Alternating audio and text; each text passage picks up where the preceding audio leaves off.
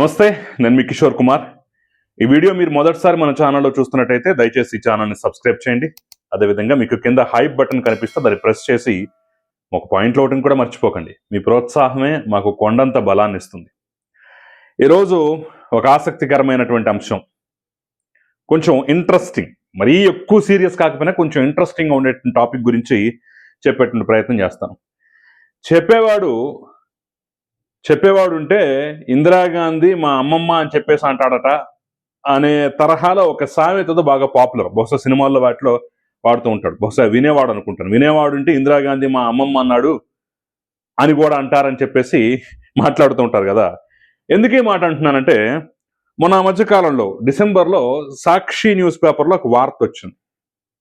ఏంటయ్యా వార్త అంటే, నేను డేట్ కూడా చెప్తాను, మీరు కావాలంటే స్క్రీన్ మీద కూడా చూడొచ్చు. 24వ తేదీన అనమాట. ఏంటా వ్యవహారం, ఏంటా విషయం అంటే, విషపురాతలకు ఢిల్లీ హైకోర్టు కళ్ళెం. తిరుమల లడ్డు వ్యవహారంలో తప్పుడు కథనాలపై న్యాయస్థానం సీరియస్. ఎంపీ వైవి సుబ్బారెడ్డి దాఖలు చేసిన పరువు నష్టం పిటిషన్పై విచారణ. ఈనాడు సహా పలు మీడియా సంస్థలు గూగుల్కు నోటీసులు. ఇకపై ఇష్టారాజ్యంగా రాస్తే తీవ్ర పరిణామాలుంటాయని హెచ్చరిక. ఎప్పటి నుంచి రాసే కథనాలు కోర్టు పరిధిలోకి లోబడి ఉంటాయని స్పష్టీకరణ. తదుపరి విచారణ జనవరి 29కి వాయిదా అని చెప్పేసి ఒక ఒక వార్త అయితే ఇచ్చారనమాట. అందరూ నిజం అనుకున్నారు, నాతో సహా చాలామంది అమ్మో నిజమేనేమో అనుకున్నారు.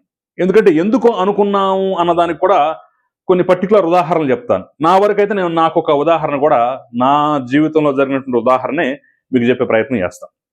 నేను ఇంతకుముందు, అంటే మన ఛానల్ పెట్టక ముందు ఆదాన్లో పనిచేసేటప్పుడు శాంతి విజయసాయి రెడ్డి ఇష్యూ, ఆ ఇష్యూ వచ్చినప్పుడు అందరిలాగా నేను కూడా ఒక స్టోరీ ఇచ్చాను. నేను ఇచ్చిన స్టోరీ ఏంటి, శాంతినో విజయసాయి రెడ్డినో ఎవరినో సమర్థిస్తానో విమర్శిస్తానో కాదు. ఆ రోజుల్లో నారా లోకేష్ని అనేక రకాలుగా, అంటే కొంత వ్యక్తిత్వ హననం టైపులో కొన్ని కామెంట్లు అయితే చేశాడు విజయసాయి రెడ్డి.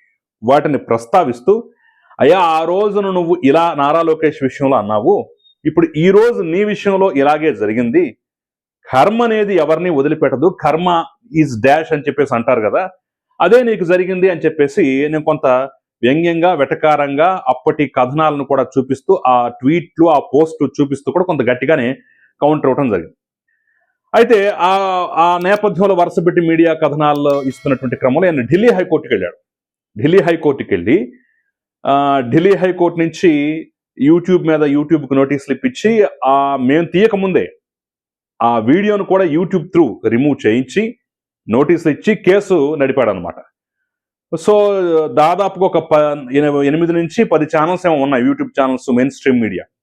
బహుశా నేను అనుకోవటం అయితే మేము నంబర్ 5లో ఉన్నామన్నమాట. మాకన్నా ముందు ఈనాడు, ఆంధ్రజ్యోతి వంటి పెద్ద పెద్ద సంస్థలు కూడా ఉన్నాయి, మహా న్యూస్ వంటి పెద్ద పెద్ద సంస్థలు కూడా ఉన్నాయి. సో ఒక రకంగా అంత పెద్ద పెద్ద సంస్థల పక్కన నేను చేసినటువంటి వీడియో, నా కథనాన్ని కూడా ప్రస్తావిస్తూ నోటీసులు ఇవ్వటం, కేసు పెట్టడం, ఆ కేసు ఢిల్లీ హైకోర్టులో నడవటం, సో సంస్థ తరపున లాయర్లు అటెండ్ అవ్వటం, ఈ వ్యవహారం అంతా జరిగిపోయింది. అది వేరే విషయం. అంత పెద్ద ఎత్తున ఢిల్లీ హైకోర్టుకి వెళ్ళి ఈ రకంగా వ్యవహారం నడిపారు కదా. ఇప్పుడు సేమ్ టు సేమ్ ఇలాగే నేను ఢిల్లీ హైకోర్టుకి వెళ్ళి కేసు వేశాడు, నా మీద ఈ రకంగా రాస్తున్నారు, ఈ రకంగా చేస్తున్నారని చెప్పేసి, అబ్బో పెద్ద కేసు అయి ఉంటుంది, పెద్ద ఎత్తునే ఢిల్లీ హైకోర్టు తప్పుబట్టి ఉంటుందేమో, ఒకవేళ గట్టిగానే నోటీసులు ఇచ్చేసి చర్యలకు దిశగా ఉపక్రమిస్తున్నాం అని చెప్పేసి ఈ వార్తా కథనం చూడగానే నేను అనుకున్నాను.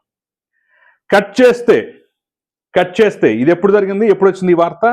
వీళ్ళు ఇచ్చింది 24/12/2025 అనమాట. కట్ చేస్తే ఈ రోజు వచ్చినటువంటి వార్త ఏంటంటే, తిరుమల లడ్డు వివాదంలో వైవి సుబ్బారెడ్డికి చుక్కెదురు, వ్యతిరేక కథనాలు పోస్టులపై స్టే ఇవ్వటానికి ఢిల్లీ హైకోర్టు నిరాకరణ, ప్రతివాదుల వాదనను వినకుండా ఏకపక్ష ఉత్తర్వులు ఇవ్వలేమని స్పష్టీకరణ అని చెప్పేసి ఈ రోజు తాజాగా వార్త వచ్చిందనమాట. అమ్మ సుబ్బారెడ్డి అని ఒక పక్క, అమ్మ సాక్ష ఎంత మోసం చేశారా, అసలు ఏ యొక్క నోటీసులు ఇవ్వకుండానే, ఏ కామెంట్లు చేయకుండానే అప్పుడే నోటీసులు ఇచ్చేసినట్టు, అప్పుడే యాక్షన్కి దిగిపోయినట్టు, అప్పుడే ఆగ్రహం వ్యక్తం చేసినట్టు, అప్పుడే కన్నెర్ర చేసినట్టు రకరకాలుగా ఆ రోజే కథనాన్ని వండి వారు చొడ్డించారు కదా. ఇంకేముంది, విషపురాతలకు ఢిల్లీ హైకోర్టు కళ్ళెమంట.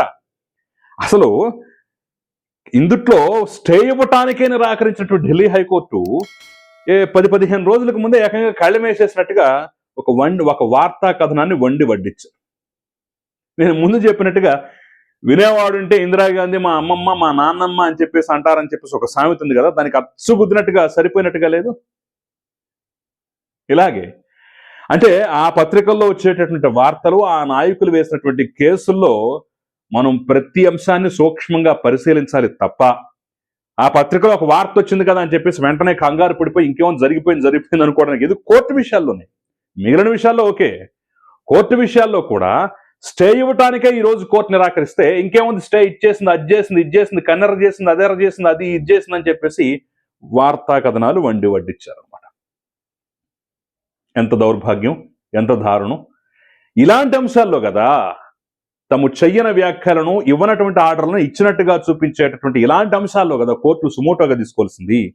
ఇలాంటి వాటిని కదా కట్టడి చేయవలసింది. నిజంగా కల్తీ నెయ్యి అంశంలో సుబ్బారెడ్డి మీద వ్యతిరేక కథనాలు వస్తే ఖచ్చితంగా కోర్టు పర్యవేక్షణకు లోబడి ఉంటాయి.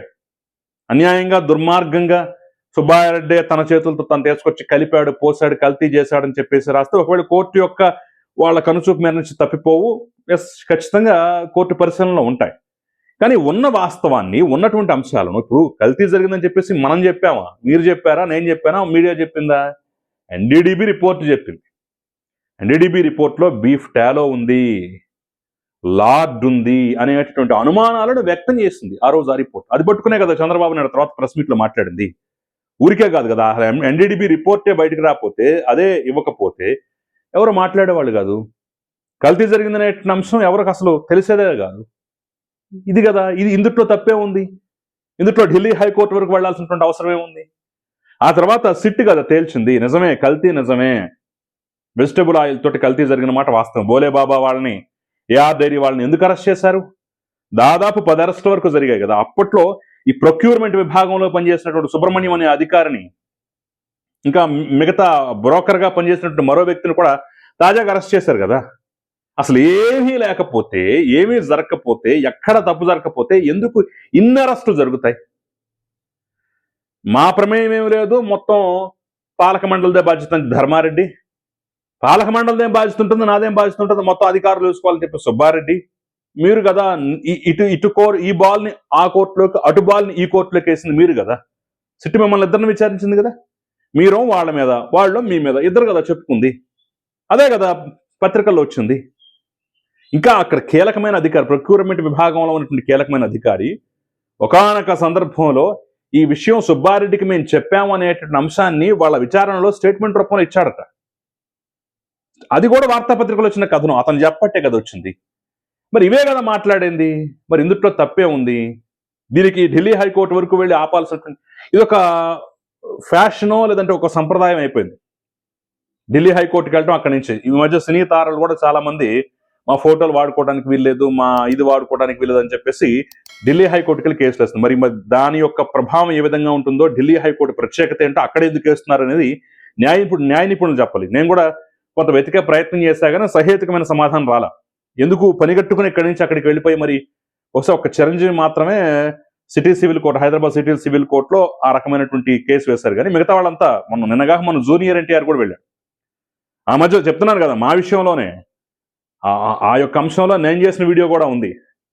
విజయసాయిరెడ్డి శాంతి ఇష్యూలో ఆ వీడియోని తీయించడానికి దాని మీద కేసు పెడుతూ ఢిల్లీ హైకోర్టులో పిటిషన్ వేశాడు. ఇప్పుడు సుబ్బారెడ్డి ఢిల్లీ హైకోర్టులో. ఎందుకు ఢిల్లీ హైకోర్టుకి వెళుతున్నారనేది కూడా ఇప్పుడు $1 మిలియన్ ప్రశ్న. ఎవరైనా న్యాయ కోవిదులు ఉంటే కొంత డీటెయిల్డ్గా కొంత కామెంట్ రూపంలో తెలియజేసే ప్రయత్నం ఇచ్చాడు. సో ఇక్కడ ప్రధానంగా విషపు రాతలు అనేవి ఎవరివో ఇప్పుడు క్లియర్గా అర్థం కావట్లేదు. అంటే కోర్టు చెయ్యని వ్యాఖ్యానం, ఇవ్వని స్టేని పట్టుకొని ఇచ్చేసినట్టుగా, కన్నెర చేసినట్టుగా, తూర్పారబట్టినట్టుగా కథనాలు ముందుగానే వడ్డించడం అంటే నిజంగా దుర్మార్గం. ఢిల్లీ హైకోర్టు కూడా ఇలాంటి అంశాలను ఖచ్చితంగా సుమోటోగా తీసుకోవాలి. మేము అనని వ్యాఖ్యలు, ఇవ్వనటువంటి వాటిని ఆర్డర్స్ని ఇచ్చినట్టుగా ఎందుకు మీరు రాస్తున్నారని చెప్పేసి కూడా సాక్షి మీద కన్నెర చేయాలి. మరి ఈ అంశాన్ని ఢిల్లీ హైకోర్టు వరకు ఎవరైనా తీసుకువెళ్తే బాగుంటుంది. అయ్యా మీరు చెప్పందని చెప్పినట్టుగా ముందే ఈ కోయిల తొందరపడి ముందే కూసేసింది అయ్యా అని చెప్పేసి ఎవరైనా మరి ఆ కోర్టు దృష్టికి తీసుకొస్తే మరి న్యాయాధిపతులు ఏమన్నా చర్యలు తీసుకుంటారేమో చూడాలి. సో మరి ఈ అంశం పట్ల, ఈ కోయిల ముందే కూసినటువంటి వైనం పట్ల, తప్పుడు కోత కూసినటువంటి వైనం పట్ల మీరేమంటారనేది నాకు కమెంట్ రూపంలో తెలపండి. Thank you very much.